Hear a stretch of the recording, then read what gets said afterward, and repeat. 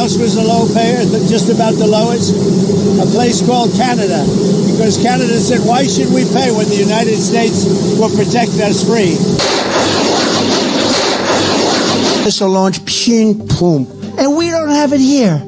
But we help other countries and Trump has ramped up pressure on Canada to increase its defense spending. Trump says it will cost $175 billion. Canada has called us and they want to be a part of it. They'll pay their fair share. Power, scope, and capabilities greatly expanded. Donald Trump is demanding urgent missile contracts for America's defense industry. But Canada has just slammed the door shut. In Washington, the Pentagon is reeling as U.S. cities from Detroit to Houston face the unthinkable. Halted production, spiraling costs, and a humiliating reliance on foreign suppliers. Just weeks ago, Trump vowed to bring missile jobs back to America, promising workers in Ohio, Pennsylvania, and Arizona that new defense contracts would flow into U.S. factories. But the reality has been far different.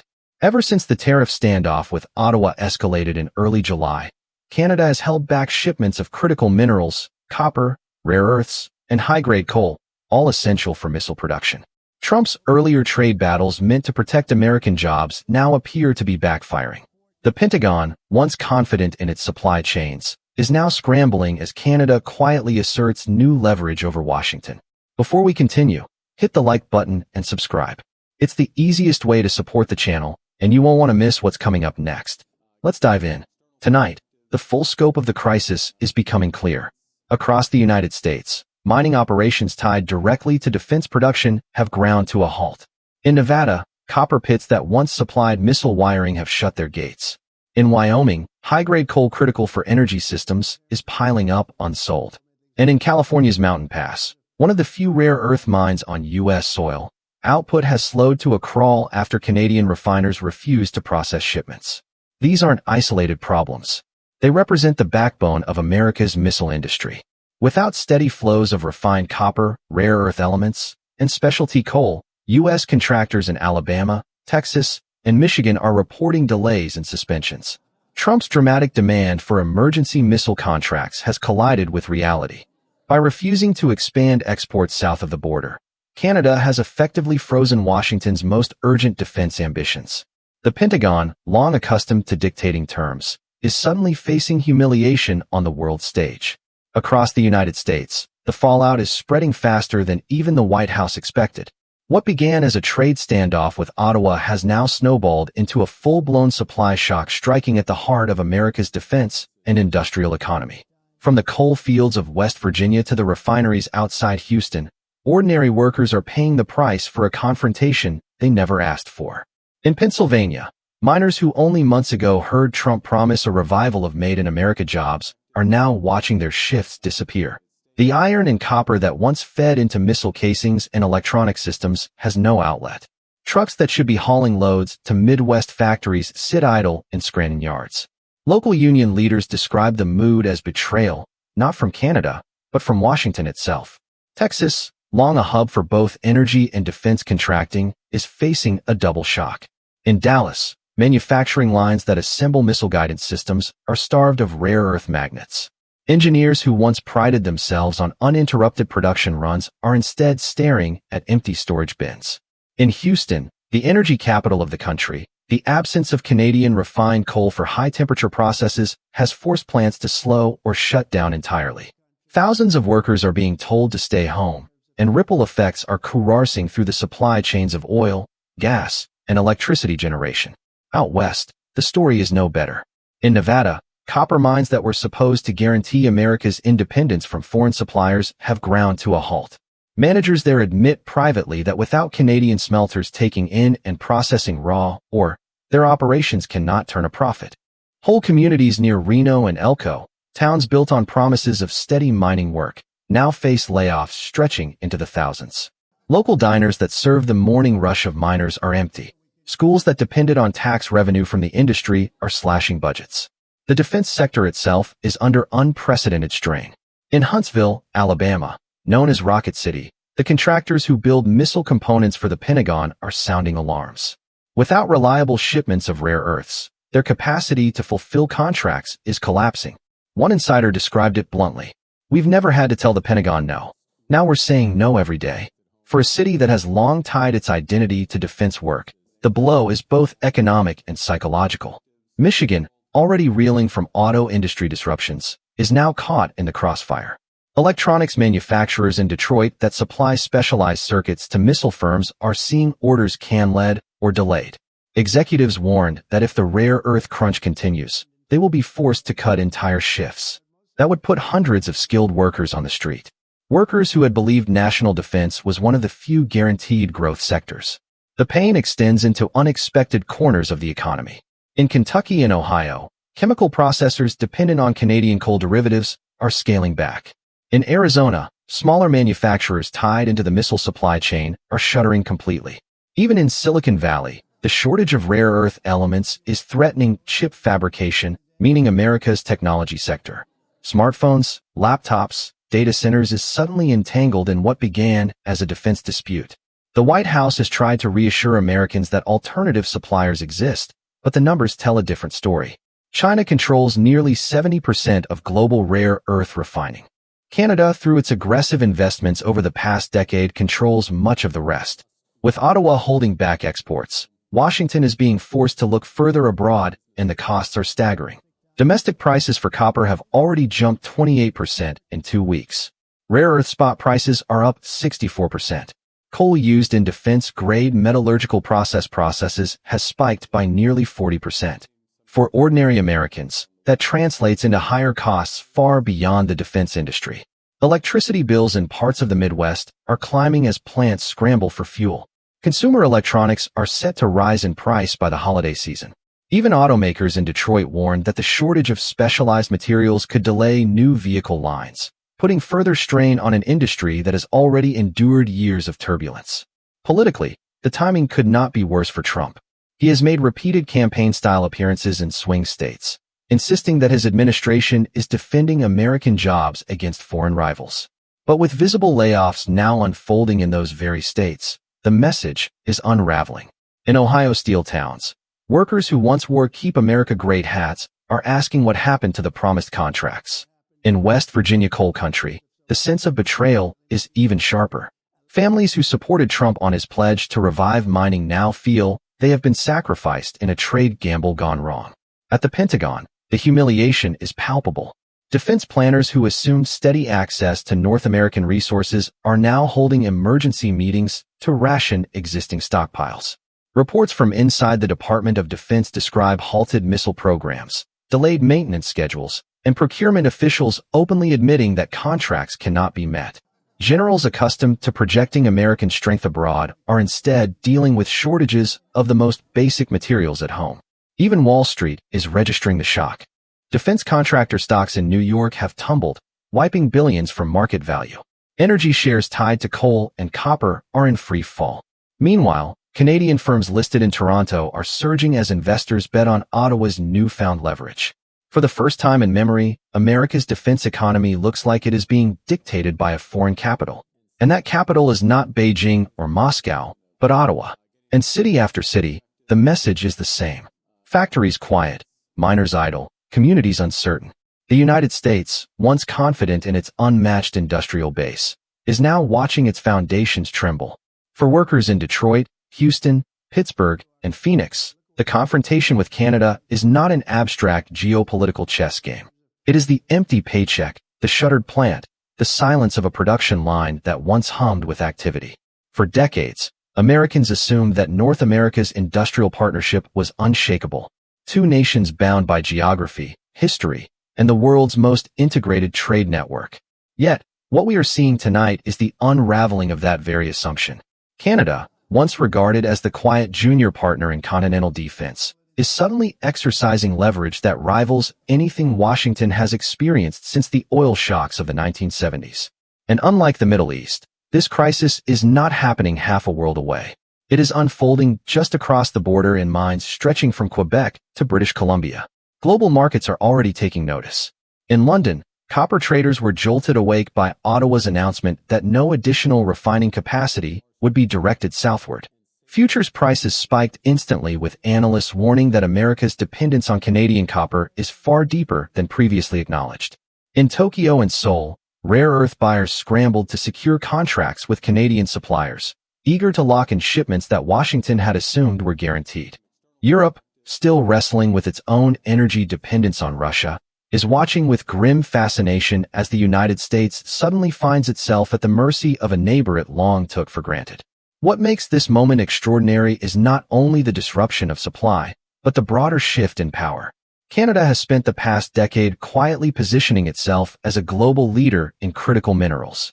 Successive governments in Ottawa poured billions into exploration, refining, and export infrastructure. International firms drawn by Canada's political stability and environmental standards invested heavily in its resource sector. The result is that Canada today holds some of the largest proven reserves of nickel, copper, cobalt, and rare earths outside of China. While Washington was consumed with partisan battles, Canada was building the very supply chains now holding the Pentagon hostage. For the United States, the optics could not be worse. Trump's America First rhetoric has collided with a reality in which America First means America waiting in line. Canadian officials, while careful not to appear triumphalist, have underscored that their priority is securing long-term agreements with partners who respect trade rules. The implication is obvious. Washington's habit of imposing tariffs and threatening punitive measures has consequences, and Ottawa is willing to show it. Geopolitically, the fallout is spreading into every major capital. In Beijing, state media is highlighting the crisis as evidence that America's supply chains are fragile and unreliable. Chinese officials, long criticized by Washington for dominating rare earth refining, are now quietly extending offers to Canada for deeper cooperation. In Brussels, European Union trade officials are exploring new joint ventures with Canadian firms, hoping to diversify away from Chinese dominance while capitalizing on America's exclusion. Even in New Delhi, where India has sought to balance ties between Washington and Beijing, there is talk of using Canadian access as leverage in future negotiations. What is striking is how rapidly Canada has become a pivot point in global economic strategy. Until recently, conversations about strategic minerals focused almost exclusively on China. Tonight, Ottawa is at the center of boardroom discussions in Frankfurt, Riyadh, and Jakarta. The fact that Canada can choose to cut off or redirect shipments is elevating its role from quiet exporter to decisive power broker. For Washington, accustomed to setting the rules, this reversal is deeply unsettling. The symbolism of America's humiliation cannot be overstated. For generations, the Pentagon projected strength based on a vast industrial base that outproduced all rivals. From World War II to the Cold War, the American arsenal was assumed to be inexhaustible. Yet in 2025, that arsenal is being slowed not by enemy sabotage or global war, but by the decision of a neighbor who has lost patience with tariff threats. To U.S. allies and adversaries alike, the image of the world's most powerful military scrambling for copper and rare earths is nothing short of staggering. And then there is the ripple effect on alliances. NATO partners, long urged by Washington to increase defense spending, are quietly noting the irony that the United States itself cannot meet its missile production goals. Canada, a NATO member, is suddenly in a position of strength within the alliance, able to dictate terms from a seat it once occupied quietly. European governments, many of whom endured years of Trump questioning the value of NATO, now see Ottawa as a stabilizing partner precisely when Washington looks weakest. This shift is not only geopolitical, but psychological. For ordinary Americans, the idea that Canada, a country often portrayed as America's polite northern cousin, could bring the Pentagon to its knees is jarring. For the global audience, it is proof that the balance of power is more fluid than Washington has admitted. When foreign newspapers run headlines about America begging Canada for minerals, it heralds the image of U.S. invincibility in ways that decades of propaganda from rivals could never achieve. The global chessboard is shifting, and Washington is watching old certainties evaporate. For decades, America dictated the rules of trade in its hemisphere. The Monroe Doctrine, NAFTA, and countless defense agreements all reinforced the sense that North America revolved around Washington. But today, Ottawa has flipped that equation. By controlling the valves of mineral supply, Canada has placed itself in a role that even Mexico never achieved. The indispensable partner without whom American industry falters. Markets are reacting with speed and ruthlessness. In Toronto, shares of Canadian mining giants like Teck Resources and First Quantum have soared, fueled by investor confidence that Ottawa will prioritize long-term Asian and European contracts over short-term U.S. demands. In New York, defense sector analysts openly admit that America's vaunted self-sufficiency has been exposed as a myth. The sudden realization that the world's most powerful military cannot build its own missiles without Canadian cooperation has rattled Wall Street and shaken global faith in U.S. supply security. For China, the opportunity could not be clearer. Beijing has spent years expanding its dominance in mineral processing, building ties with African and Latin American producers. Canada's refusal to accommodate Washington accelerates that dynamic. Already, Chinese state-owned firms are bidding aggressively on Canadian refining contracts, hoping to integrate Ottawa's reserves into their existing networks. If Beijing succeeds, America could face a nightmare scenario, competing against China not only in Asia, but on its own continent.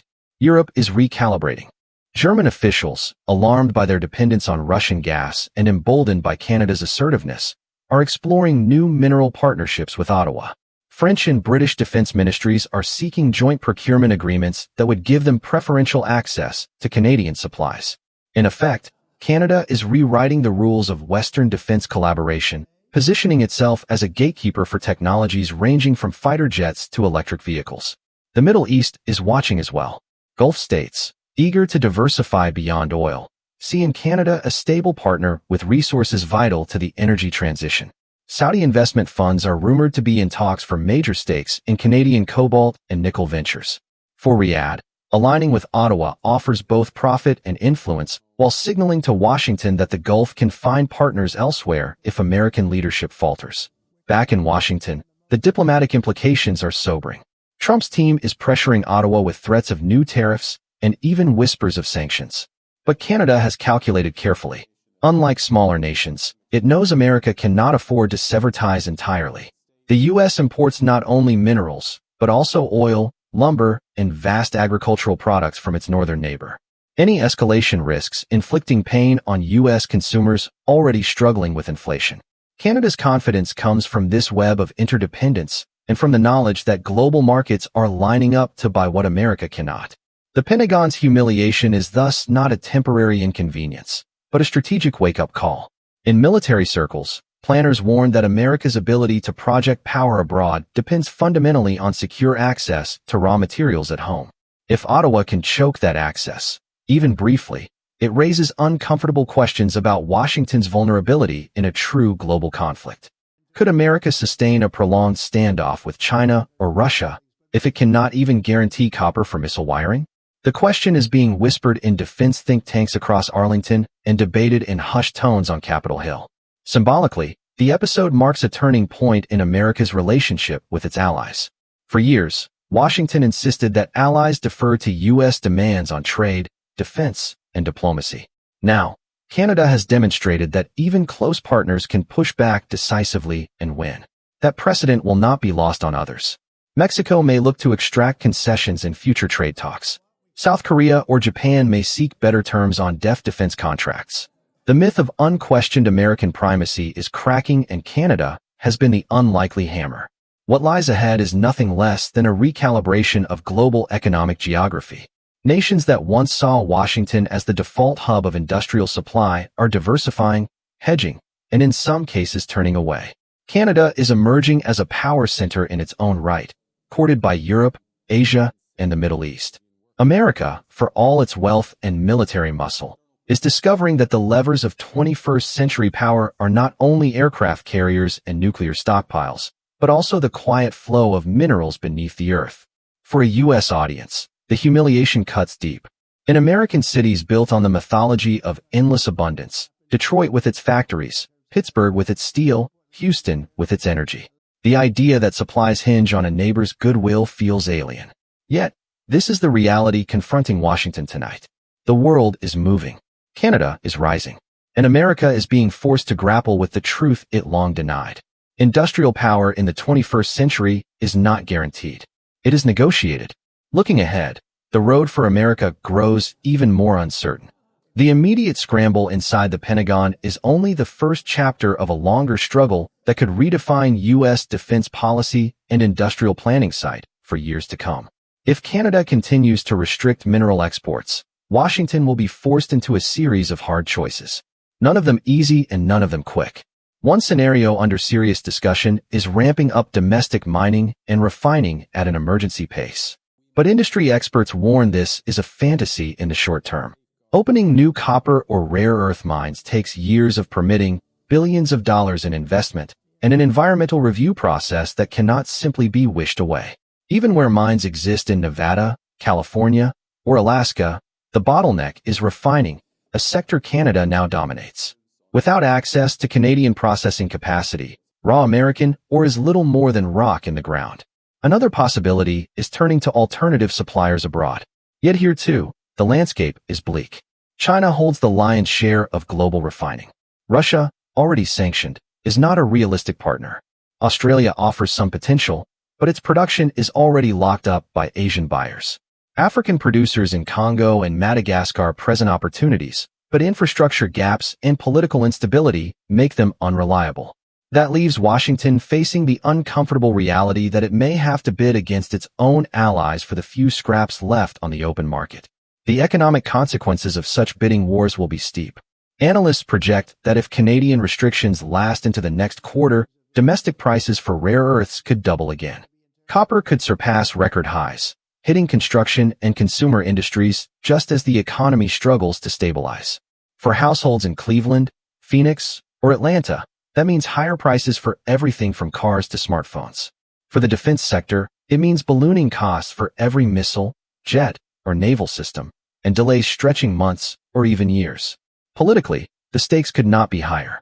Trump, who has built his brand on strength and deal-making, is facing the image of a president cornered by America's closest ally. His advisors are weighing retaliatory tariffs, but such moves risk deepening the standoff and further alienating voters in states already feeling the pinch. Congressional leaders, meanwhile, are split. Some call for compromise with Ottawa. Others demand a hard line. The lack of consensus is paralyzing Washington at the very moment when speed is essential for Canada. The future looks starkly different. Ottawa now has the leverage to shape not just bilateral trade, but global supply chains. By choosing carefully where to direct its exports, Canada can cultivate long-term partnerships in Europe and Asia that could shift the balance of power away from Washington. In effect, every ton of copper or rare earth shipped abroad is not just a transaction. It is a geopolitical statement. Allies and adversaries alike will be watching how America responds. If Washington manages to rebuild its supply chains, the crisis may be remembered as a painful but temporary lesson. If it fails, however, this episode could mark the start of a permanent reordering in which Canada and China, not the United States, dictate the flow of the minerals that underpin modern warfare and technology. What comes next is uncertain, but one fact is clear. The days of assuming automatic American dominance are over. From Detroit to Houston, from Washington to Ottawa, the decisions of the coming months will determine whether America reclaims its industrial footing or whether the Pentagon's humiliation becomes a lasting symbol of a new global era. America now faces a crossroads. A nation that once assumed its industrial might was limitless is suddenly confronting shortages that strike at the core of its defense, its economy, and its pride. Canada's refusal to bow to pressure has revealed a vulnerability Washington has long denied. And the Pentagon's humiliation is a warning that the old rules no longer apply. What happens next will shape not only contracts and factories, but the balance of power across the 21st century. Will the U.S. rebuild its supply chains or remain dependent on foreign partners who now hold the cards? The answer is still unfolding. We'll continue to track every development, every deal, and every shockwave from this story. If you want to stay ahead as America's future is rewritten in real time, make sure to like this video, subscribe, and hit the bell so you never miss an update.